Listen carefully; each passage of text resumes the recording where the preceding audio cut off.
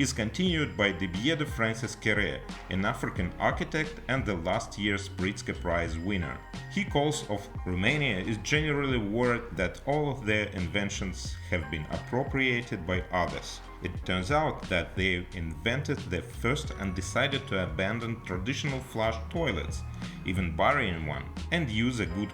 Hello friends, I'm back in Venice to give you an overview of the Architecture Biennale. The theme of this edition is Future Lab, and it was curated by an architect of Ghanaian descent, Leslie Loco, who lives and works in Scotland. Hence the main focus on black architects and the main focus on Africa. Today we will traditionally familiarize ourselves with the national pavilions and also look for the winners who have already received gold and silver lions, and answer the question, is architecture as a discipline really being self-destructive, as Patrick Schumacher, head of Zaha Hadid Architects, stated. This event is heavily criticized because architecture is becoming less about architecture and more about social issues and questions of existence. Let's go and try to still find architecture and make sure that the event deserves the attention of lovers of this amazing discipline.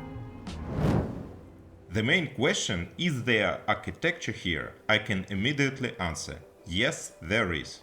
You get to the central pavilion and immediately see architecture by a black author, probably one of the most famous, David Adjaye.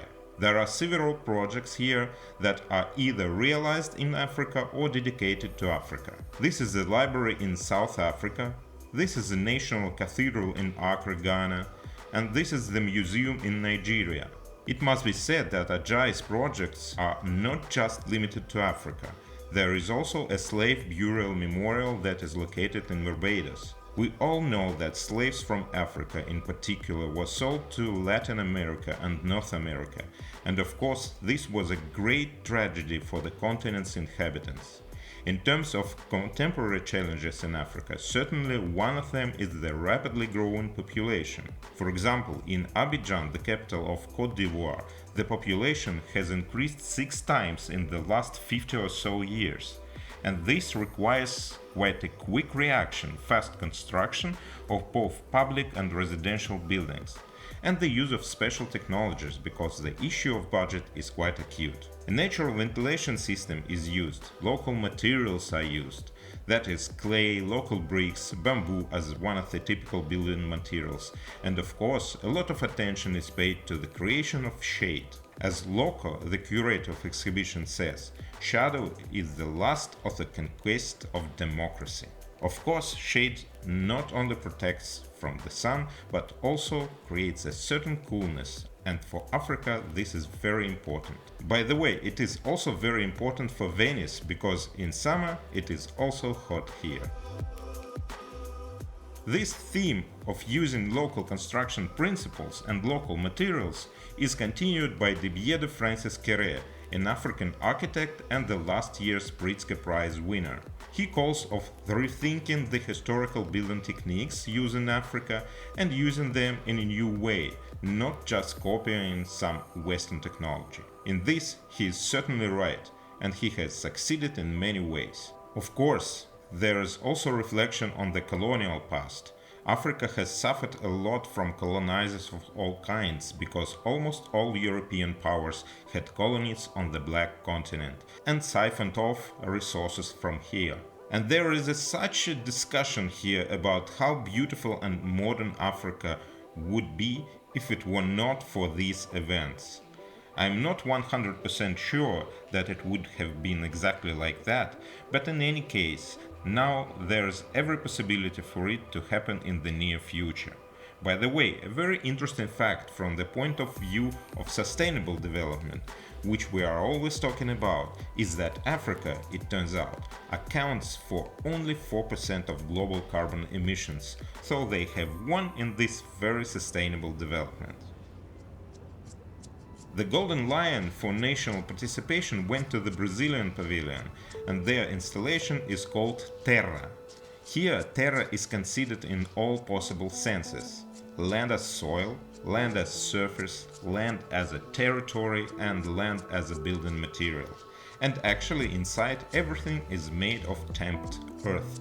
which is very conceptual. And here I didn't see much architecture except maybe the architecture of the pavilion itself, because I really like it and it's one of my favorites. But inside it's about heritage, about influence and about the Afro-Brazilian diaspora, but not about architecture in the sense that we're used to understanding it. Well, I have to agree with Patrick Schumacher, and he must be happy now. Oh, Vladimir supports me.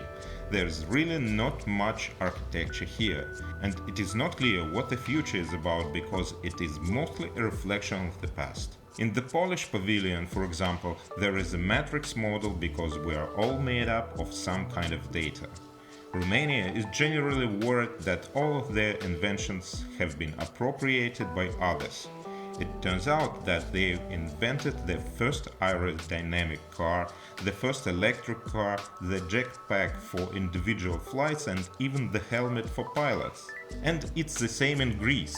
It's all about architecture, that is dams and reservoirs that were built to revitalize certain areas of the country, i.e. to give them a life, turn the soil fertile and provide hydroelectric power to these areas. But this is all in the past. This has all happened.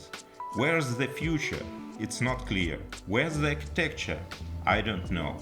Let's go and see the rest of the pavilions.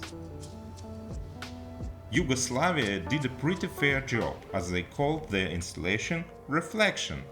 They showed that they are so nice and they are the only ones from the non-alliance countries, let's say, doing big projects all over Africa. Of course they are. The Austrians are also good. They also had a reflection, but on the fact that the gardens of Biennale are inaccessible to the people of Venice. They wanted to make half of the pavilion accessible. They first wanted to build a passageway through the fence, but they were forbidden. Then they wanted to build a bridge over the fence of the gardens, so that residents could visit half of their pavilion, but unfortunately they were not approved of that either. So we can see that they tried, but it didn't work out, although the idea is correct and interesting because the park should be available for everyone for free, but not in Italy apparently. The national pavilions of European countries have mostly kept to their agendas. The Dutch pavilion decided to install a rainwater collection system, thus transforming their pavilion and providing irrigation water for nearby plants. In Finland, they went even further down the path of water conservation and decided to abandon traditional flush toilets, even burying one, and use a good old wooden toilet, especially since you can then use all the produce as fertilizer. It's a great idea. As for Denmark, there is a discussion about the future of countries and territories that are in the lowlands. The rising level of the world's oceans, of course, raises the question, how will people live there?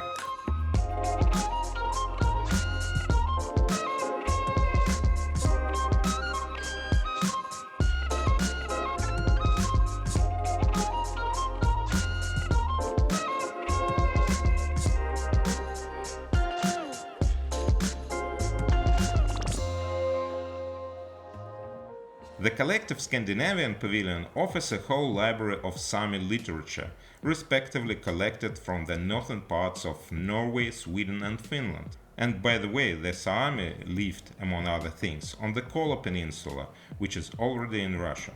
But the Russian pavilion is obviously closed, despite the fact that last year it was architecturally revealed to the gardens and to the world. The Swiss pavilion did something simpler and decided to show itself this year.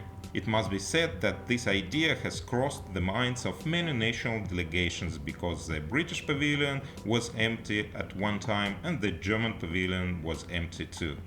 In general, when there are no ideas, why not show the pavilion itself, especially since the architecture of many of them deserves attention.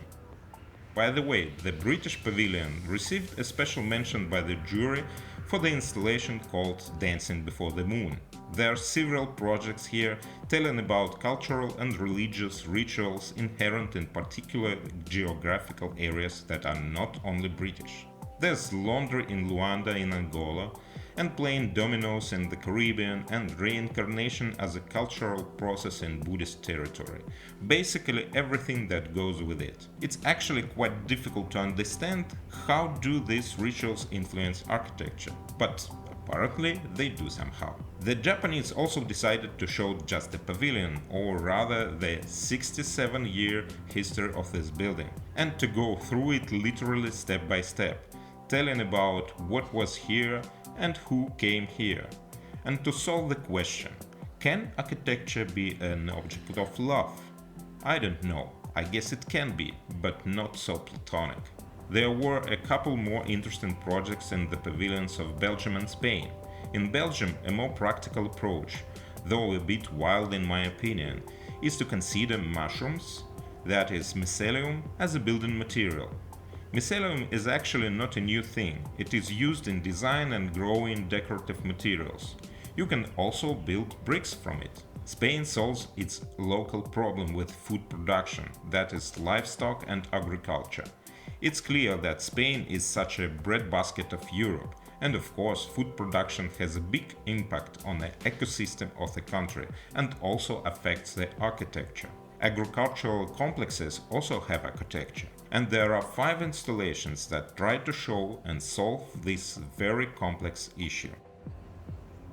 I've always liked the Australian Pavilion for architecture too, especially because it's in such an advantageous position, right on the banks of the canal. It is a black parallelepiped finished in marble, but inside it's again a reflection.